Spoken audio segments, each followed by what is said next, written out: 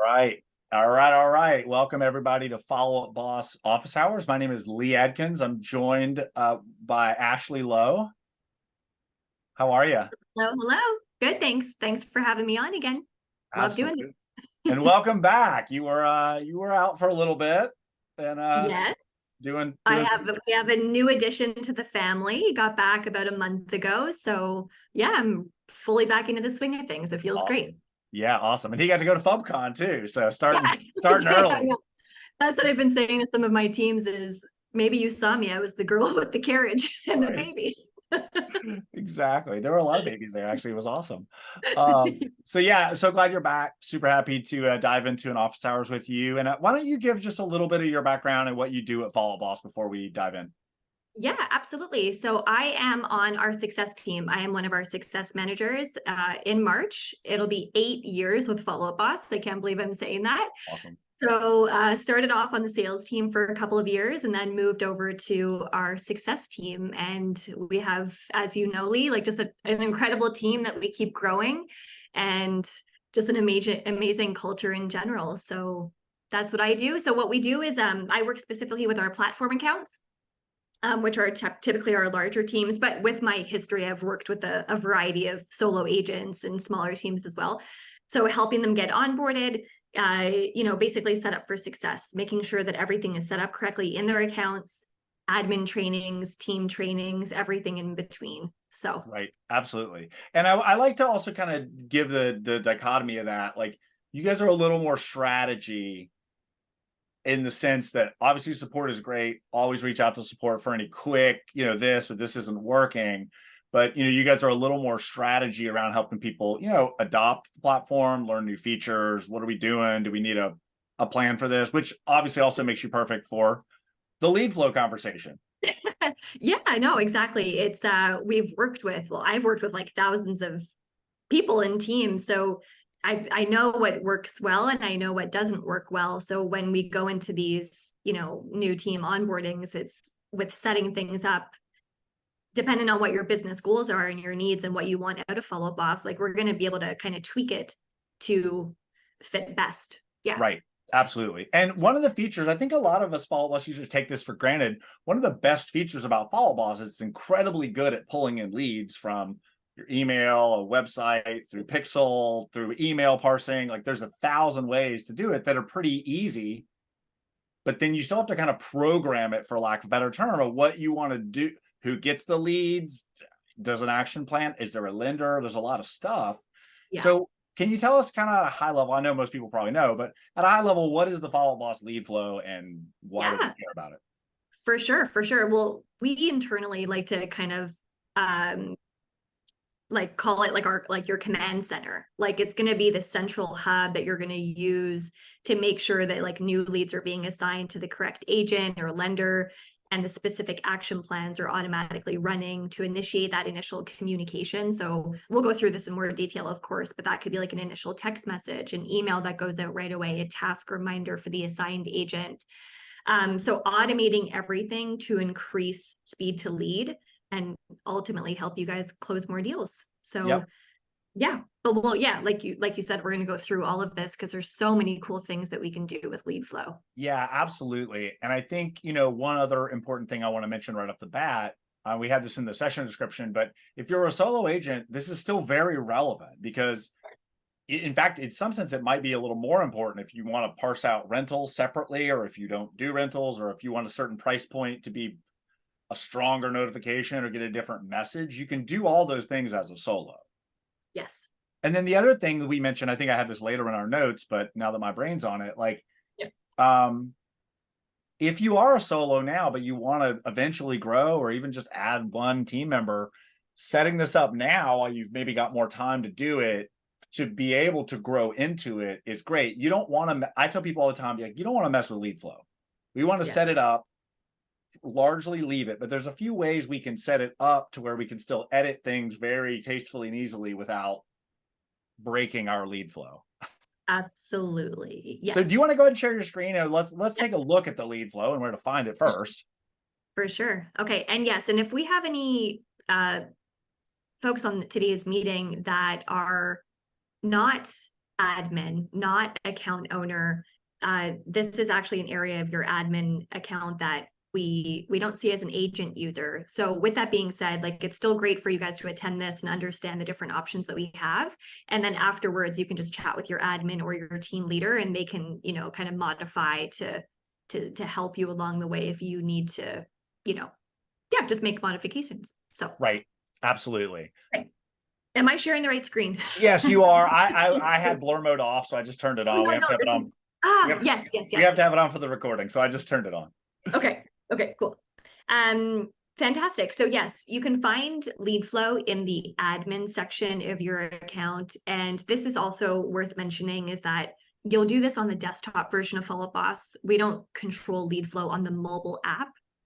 We can kind of do everything else on the mobile app, but these sort of admin functions like setting up lead flow, you definitely want to be, you know, sitting by your computer and taking the time to set it up. So yes, so ultimately what we have here is, this is one of our, you know, our test accounts, but essentially lead flow is pulling in your web leads. So it's specifically your online leads. So think of that as your website.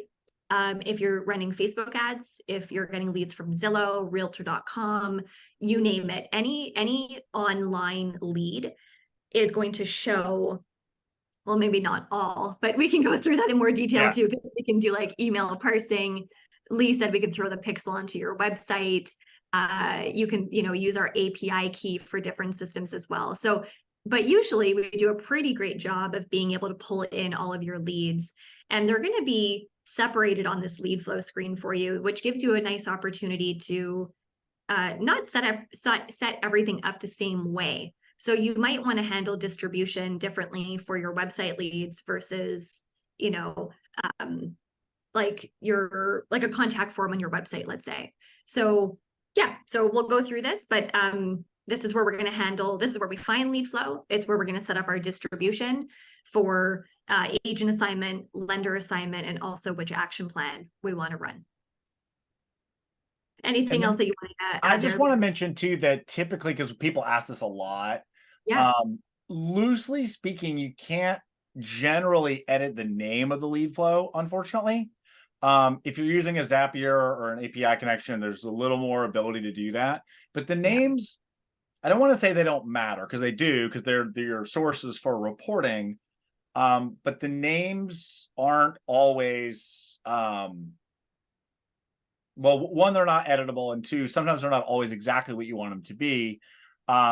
Also, the next bullet after that, where it says buyers, different systems and there's different ways of doing this, but a lot of them have a separate lead flow for buyers and sellers, which is wonderful, because a lot of times we want to route listing leads potentially to a different place for a different group of agents, or to an owner or a listing specialist. So that name, buyers or sellers or renters, after the lead flow name is important. The name after it is less important. We probably won't get into a lot of detail about how or why that name is there, because to Ashley's point, we're going to control the actual distribution. That name is not going to affect your distribution. The distribution column only will affect it. But sometimes I get people that come in, they're like, "Oh no, why does it have this agent's name on it?" I'm like, it's how it got sent in. It's good. So I just wanted to detail a little more. The other thing I love, which I know you'll get to, I love being able to click AC when the last lead came in. Yeah. And B, click on that lead. So if you're testing things or doing whatever, you can click right on that lead and go, oh, did this do what I wanted it to do, while you're potentially editing that lead flow. 100%. And it'll also show you like the total amount of leads that have come through that. You'll see that on the reporting page too, but it's just a nice quick glance there. Yeah. So yeah, let's go through like all of these options here, like everything from advanced settings, why you might want to archive something, and the distribution. So let's just talk about kind of general distribution first. So you can have your specific lead flow. Let's just say it's your website. You could have your website leads going to someone directly on the account, right? Like Agent Sally, or one of your ISAs or whomever it may be. Awesome. You just click that drop down and you'll see all of your users at the very, very bottom.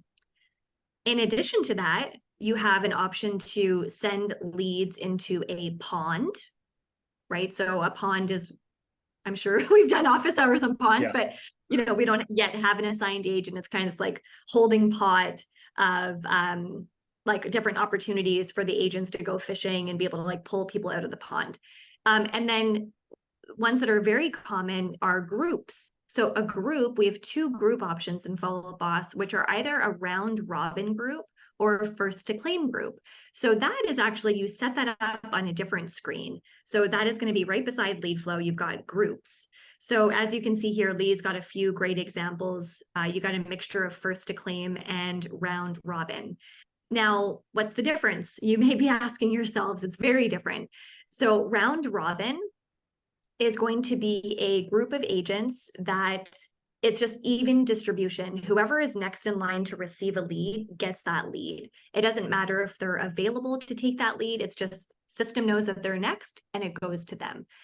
So, which is great. I work with a lot of teams that like round robin, but I find that first to claim is much more popular. And the reason being is because you're sending this lead out as a mobile app push notification. So, right, so all the agents get the notification on their phone through the FUB app, and they click claim if they're available. So it's like that speed to lead, whoever claims it, they get it. There are some additional settings that come with a first to claim group, meaning you can only have it blast out the first time for a maximum of 30 minutes. I don't work with many teams that have it going that long. It's usually 5, 10, or 15 minutes. And then if it's not claimed by one of those agents in that group, then there's a fallback. So you could have it go first to claim one more time. If still no one is claiming it, it just defaults and goes to our account owner. Another option that I find very common is that people set the fallback as the pond. And then you can have everyone get notified in the pond as well. Or the fallback could be a round robin group or someone on the team, like the team lead or the head admin, operations person, whomever it may be. So this is where you set up your groups. You can edit them at your convenience, no problem. Have as many as you would like to. And then you go back to lead flow and you go to your distribution and you'll see your groups at the top. So let's say that we wanted this lead flow to go to our East Valley agents. We're good to go. Anything that you wanted to add to the groups thing? I don't think so. I think you covered all of it. I've done all kinds of stuff like route to a second first to claim group that's like either a second tier of agents and then round robin it, pond after the fact with either notifications or a smart list of opportunities from the pond. We did a really cool webinar a little while back with Barry Jenkins about this.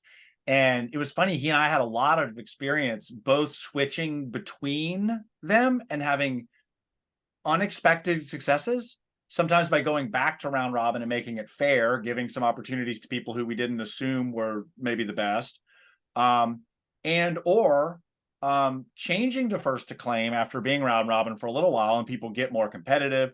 One of the pros, if you're a team lead or a brokerage owner, one of the pros of first to claim, I should probably be careful about saying this stuff, is that in some sense, or however you set it up, your agents are going to get a lot of notifications of leads. So they're going to see that there are opportunities, but they may not be able to claim all of them. And so sometimes that's good psychologically to be like, hey, we're getting 10 leads a day. I'm just not fast enough to get them. But it could also be demoralizing depending on how it works. So my point is potentially changing the strategy from time to time can kind of reset people's brains. And I also want to mention, it's super important. The only way to claim leads is through a push notification on the app. So make 1,000% if you're using first to claim that everyone knows they have to have the app, needs to be updated, need to have notifications on. And if they clear that notification, they cannot claim that lead. So exactly. Important stuff. Katie Brown actually put a great question in the chat that we'll address. So Katie's asking, with round robin, does an agent have the option to decline the lead? And that is a negative. So if you're next in line in that rotation of round robin, it goes to that agent. Now, of course, if you're someone that's maybe monitoring these leads coming in, because you can set it up as an admin user that you can get notified of new leads as well. So if you're like, oh, shoot, like, that actually, I want that one to go to, Bobby, then you could reassign it, shortly after, or if you have a smart list set up that you're monitoring, that kind of thing. But Yeah, and that's a great question. Yeah. I want to add to that as well. Yeah. Obviously, you should probably have some sort of internal policy around if you get a lead you don't want, do they assign it back to an admin? Do they put it in a pond? Like, what could they manually do? But no, they don't. Answering your question, Katie, they don't have a choice. But if they receive one they don't want, you should absolutely have some sort of internal policy around, if you're not going to work this lead, give it, put it in the pond, tag so-and-so, whatever that is. Yeah.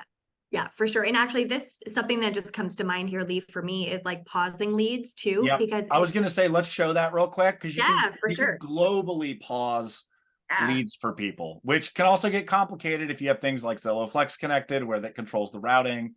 But yeah, under admin teams, there's a global pause for leads. But again, be careful if they're like leads that are supposed to route to a certain agent because they're paying for realtor.com or whatever. Be mindful, this is global.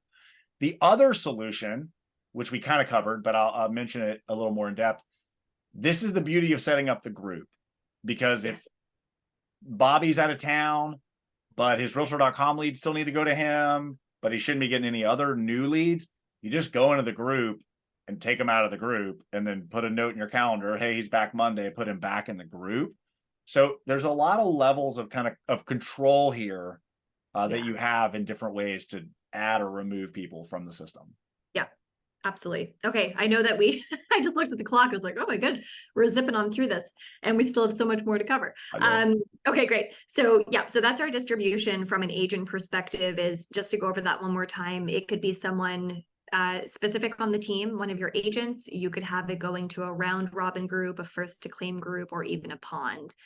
Now, what we have in addition to that, just to add more options to the game here, is advanced settings. So this is very common where a team wants their leads to be routed based on zip codes, or for my fellow Canadians, our postal codes, cities, states, provinces, a price point, right? Like, hey, I'm going to have a little bit more of my, senior agents take everything above a certain price point. Our new people are going to be, below, or whatever.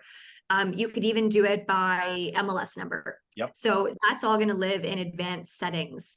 So you can have as many rules as you would like to, but something that I always try to really focus on is that rule number one trumps every other rule. So it's literally the priority rule. So whatever you put here is going to take priority for when that lead comes in. So you'll be able to do leads who meet all of these conditions or any. This can be a funny one. So just something to think about when you're setting this up. Is it all or is it any? And then here are those options that I just mentioned. So like tags, price, city, state, zip, MLS number. And then distribution can be handled right here. Lender assignment, which we haven't really spoken about, but it's very similar to agent assignment. Like you could do groups or a lender specifically. And then we're going to talk about action plan stuff. So you just add all your rules. And then if they don't fit the conditions, then that's where the default rule at the very bottom kicks in. So if none of the above apply, it's going to go to whoever it's going to go to. Yeah, I love that. And I want to mention one quick thing about the phone number option. Yes. It's also pretty handy because the only choices are is empty, not empty, or empty or not empty.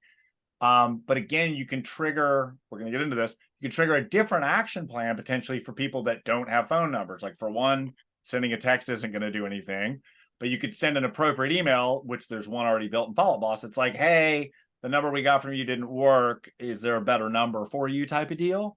So that's another big one that I honestly don't always think about. Yeah. When it's specific, I think about using it, but yeah, the MLS number one. Another example of the tags one, it's pretty easy example, is like something like a Zillow Connected. Yes. Because if you're using a Zillow product at all, they push through a tag called Zillow Connected if they connect you to them live. And you probably don't want an action plan going out at minute one saying, hey, when's a good time we can talk, when you're on the phone with them. Yeah. So use the Zello connected tag to send a different action plan that doesn't have a, hey, what's a good time to talk type of thing to it. There's so much you can do here. I mean, it's unbelievable the amount of power you have to just say, if it comes in with this tag, do this thing. If it comes in with this tag, do that thing. Absolutely. And let's say that you build out 10 rules, but you didn't put them in the appropriate order and you realize it after the fact. And you're like, hey, why didn't that lead go to that group? And then we take a look and we're like, oh, well, actually, it's because this one kind of trumped the other one. Super easy for you just to hit these little buttons or the little dots there and just drag and drop and reposition the rules in the order that makes sense for how you want to set it up. So that's helpful as maybe you're purchasing leads from like a realtor.com or a Zillow, and now you're going to add another zip code, right? So you're going to then add another rule, and then you can always drag it to where it needs to go if you need to change the placement of order. What else can we do? Oh, something that's really great is that you have the opportunity to copy from other lead flows. So this is, you don't have to like rebuild all of these steps. If you're like, well, I want this to be the exact same setup for, 5 other lead flows, you can just click copy and then just select the one that you want, like select all my rules and copy the rules into that other lead flow. One other thing that I want to just mention before we go a little bit deeper into like the action plan stuff is being able to archive. So lead flows for sources that have not gotten a new lead or have been edited in 90 days will automatically archive. So if you're ever looking at your lead flow and you're like, hey, where the heck is that lead source gone? Just click on archived and click archived. And, here are some. Or you can archive it manually yourselves. So you'll just click that. And then you can do archive and ignore future leads or just archive. Yeah, that's really important too. So just to be super clear, the difference is if you archive it without following the rules and you send in another lead, most likely it's going to create a new lead flow that won't have your old settings. I almost always say just archive, because if somehow that gets turned back on years from now or whatever, you probably want it to hit the same lead flow and not just default to the owner with no action plan. So I almost always just archive, but there is a use case for, hey, we're not doing this anymore, or they changed the name of this lead flow, so now I got to get rid of the old one. But that's, be very delicate with that. It's very important that you select the right box for what you want. Yeah. And I didn't know they auto archive. That was news to me. I probably should admit that, but Nilly, it was news to me too. I was reviewing our help doc before we popped on and I saw that and I was like, all right. I had no idea. That. Yeah. All right. So there you go. cool. Yeah. Okay, great. So would you like me to touch on the action? I know let's hit action plans. I think the only other thing we have, which we may or may not tackle, is just sometimes leads don't come through lead flow, and we may or may not mess with that a little bit. But yeah, let's get into action plans. Sure. Okay, sounds great. So, we could do a totally other session on action plans, but to kind of summarize, the action plan is essentially like a drip campaign. If you're familiar with what a drip campaign can do, Follow Up Boss, we call them action plans. So this can be an initial text message, which is also very important to note that it's the only automated text message that Follow Up Boss is able to send unless you're using a third-party integration like a Texting Betty or, a call action, stuff like that. So that's a great opportunity if you want there to be a text message that goes out. You set it up as the initial step in your action plan. So I'll just give you a very quick example. This is one right here. So it could be, hi, Sally, I just got your message. Do you have a couple of minutes to tell me more about your home search?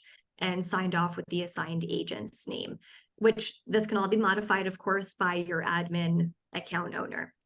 So from there, then you could have a series of drip emails. You could have a series of task reminders. There's quite a bit that we can do within an action plan. You can change a stage at a certain point. You could add a tag. You could add collaborators. You could add an internal note.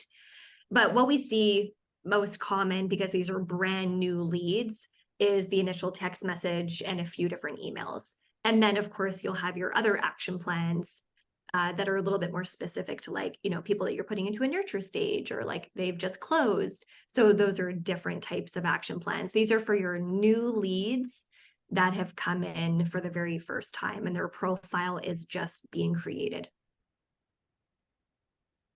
Anything that I missed there, Leon? No, I think that's all of it. I think we could probably hop to advanced, and then maybe we'll use that same example to do the duplicate and remove the initial text type of thing. Yeah. So if you want to go into that first buyer's lead flow on, because we didn't save the advanced settings, so we'll just make an advanced setting.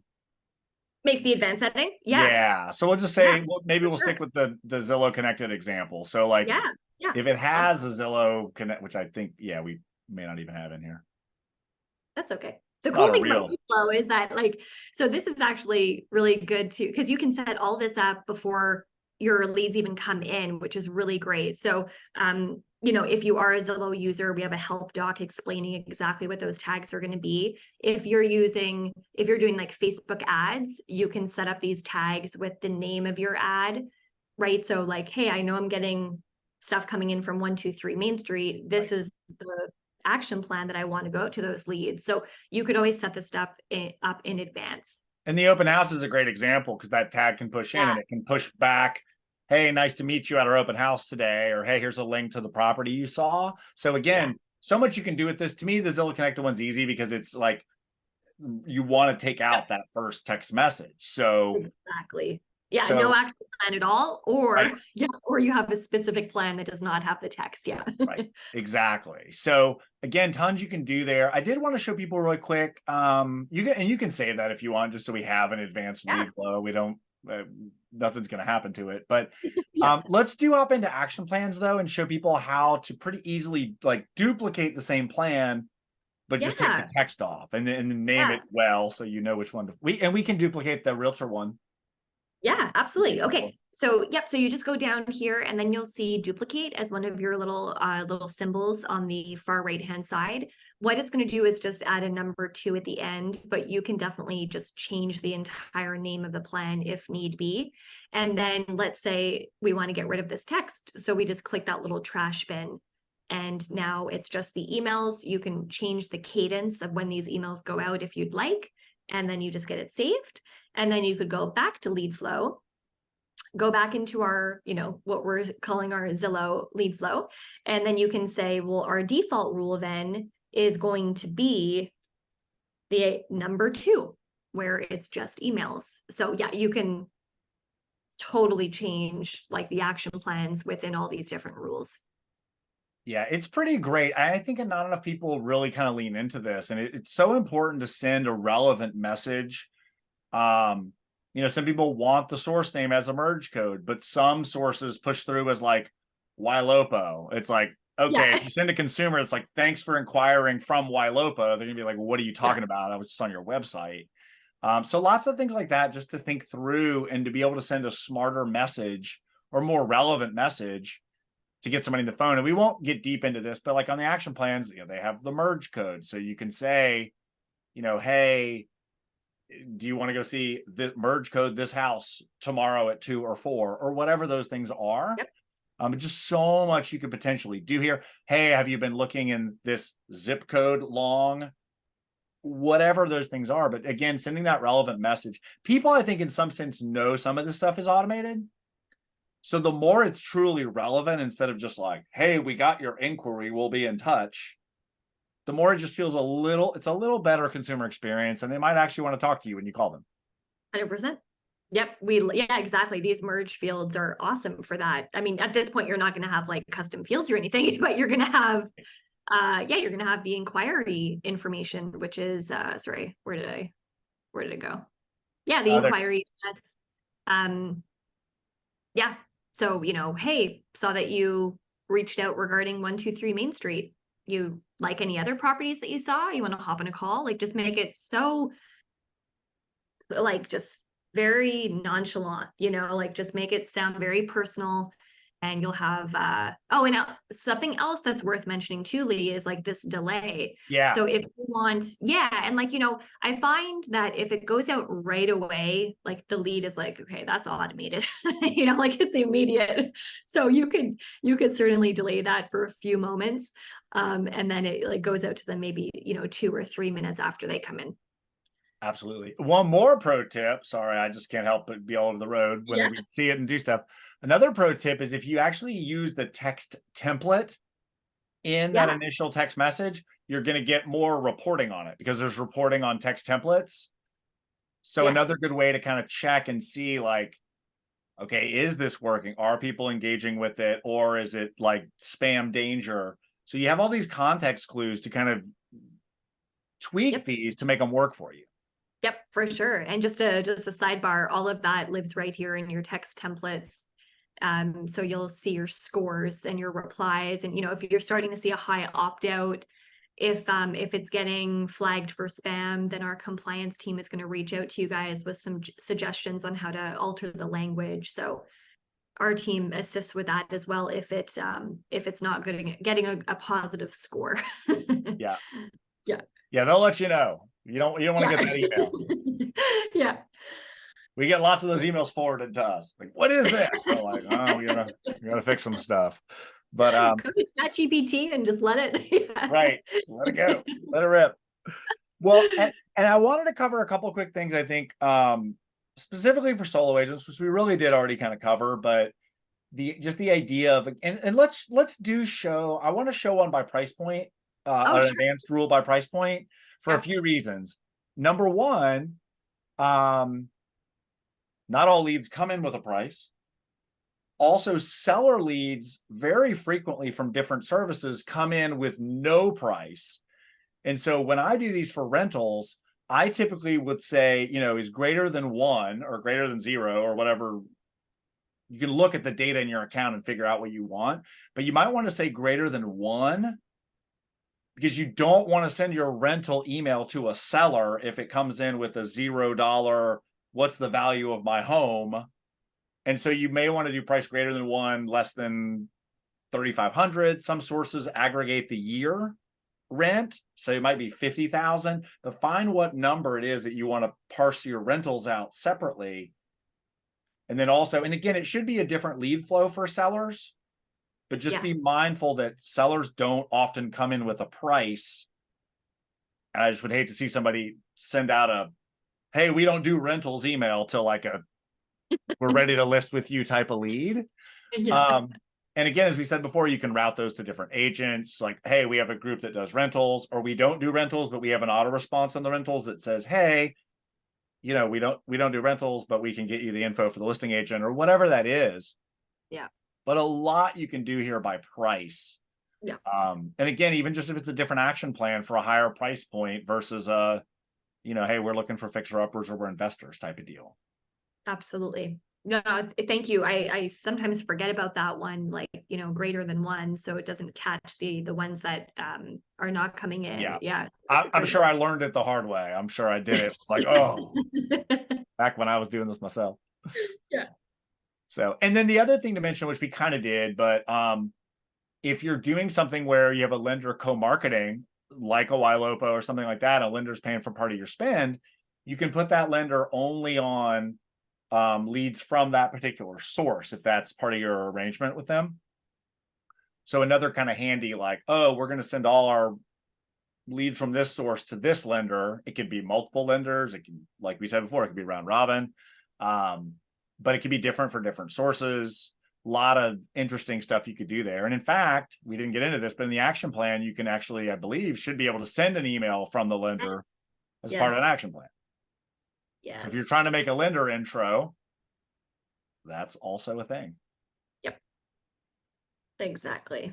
So lots. It's so funny. Like every time we think about a topic like this, I'm like, oh, it's no big deal. And I'm like, wait, there's like 80 parts to this that. Yeah, there exactly 100%. Like the whole admin back end of Follow Up Boss, like literally every single tab here, we could like dedicate a session to. Right. Right. Which I'm sure that you have. Right. Yeah. I was gonna say, I think over the years we probably have.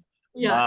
And then also just to reiterate, I know I said this early on, but the idea that you want to future-proof this more than anything. You don't want to have to change at the lead flow all the time, change this thing, do that thing. That's where pointing to the groups can be really important, and naming your groups really well.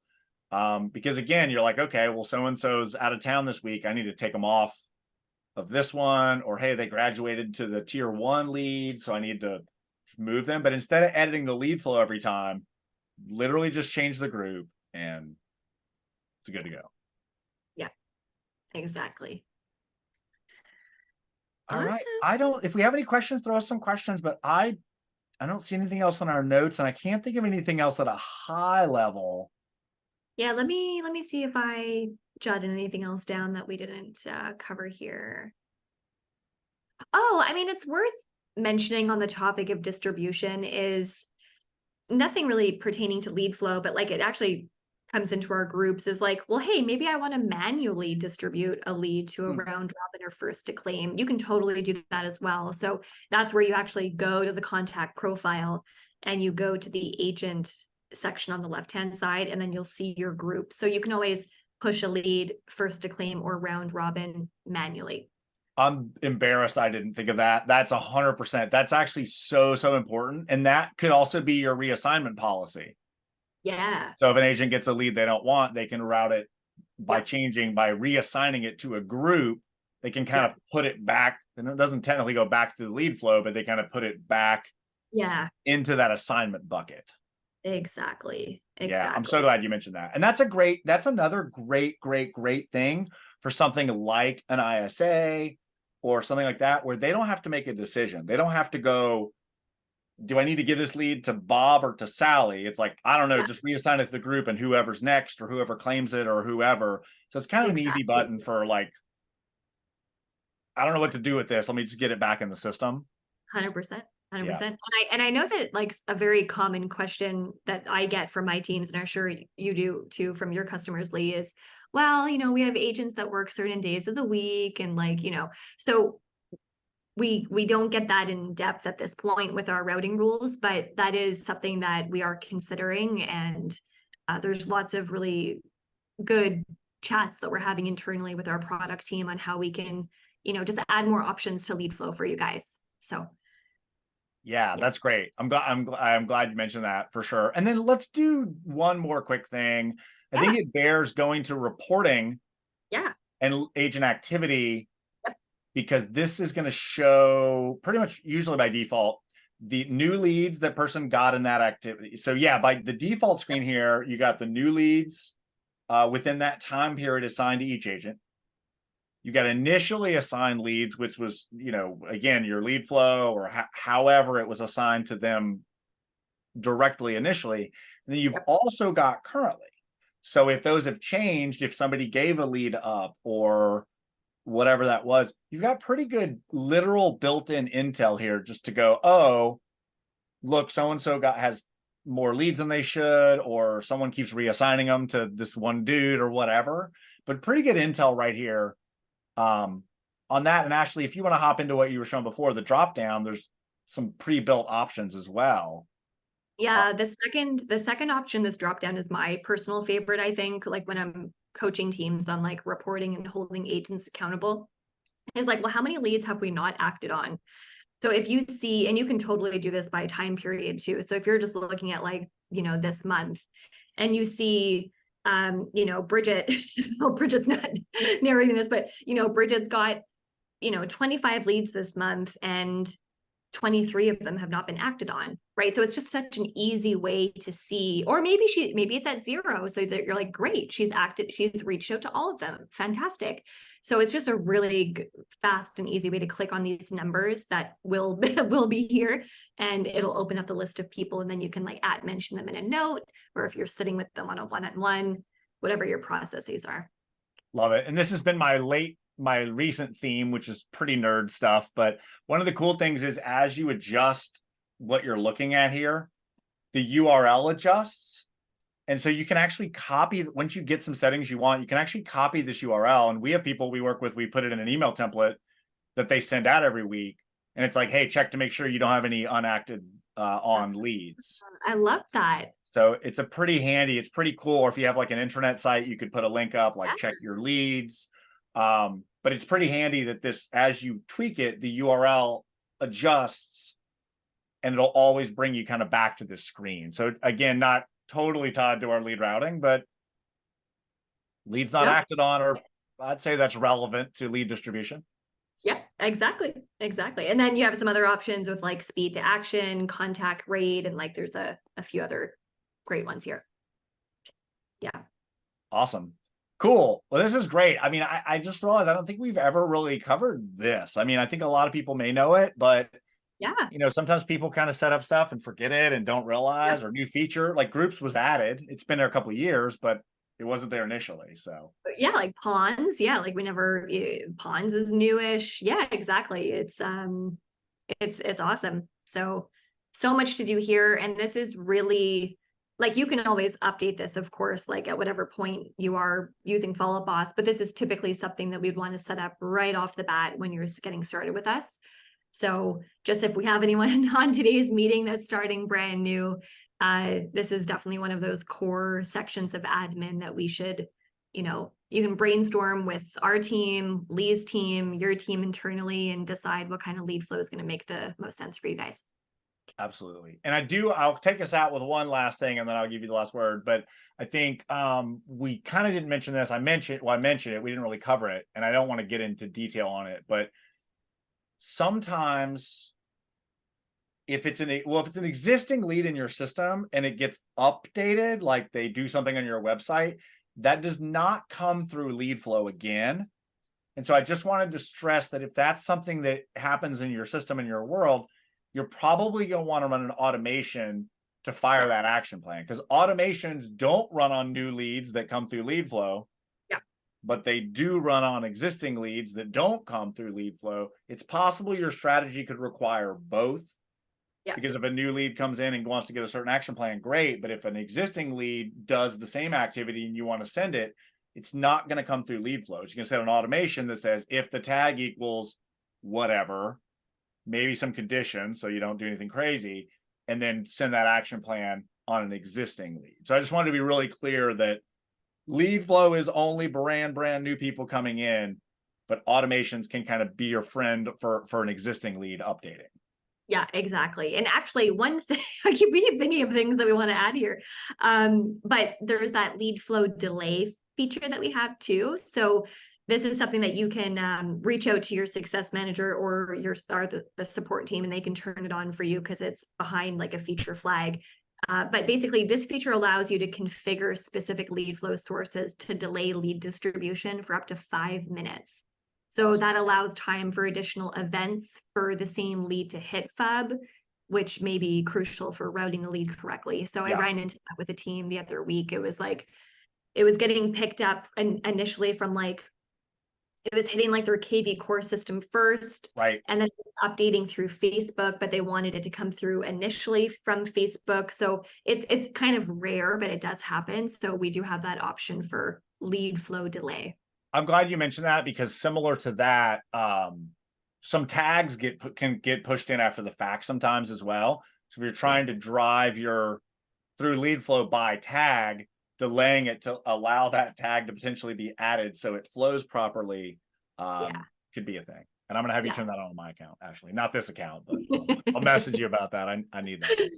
Perfect. Cool. Thank you guys for being on. Ashley, any final words on like what, if you don't know any of this, like where do you, I mean, I guess you start by watching this webinar, but like what should people do to check this? Yeah, exactly. Like, and if this was helpful, then we're glad that helped. But if you're wanting to kind of like, well, what did they say about that again? All right, this all lives in our help center. So that's just help.followupboss.com, and just search lead flow. And there's like a slew of different articles there on the advanced settings to the groups to everything in between. So awesome. Yeah. Perfect. Yeah. Thank you so much, Ashley. This was great. Thank you. Yeah. Okay. Awesome. Thanks everyone for joining us. See you next time. Okay. Bye.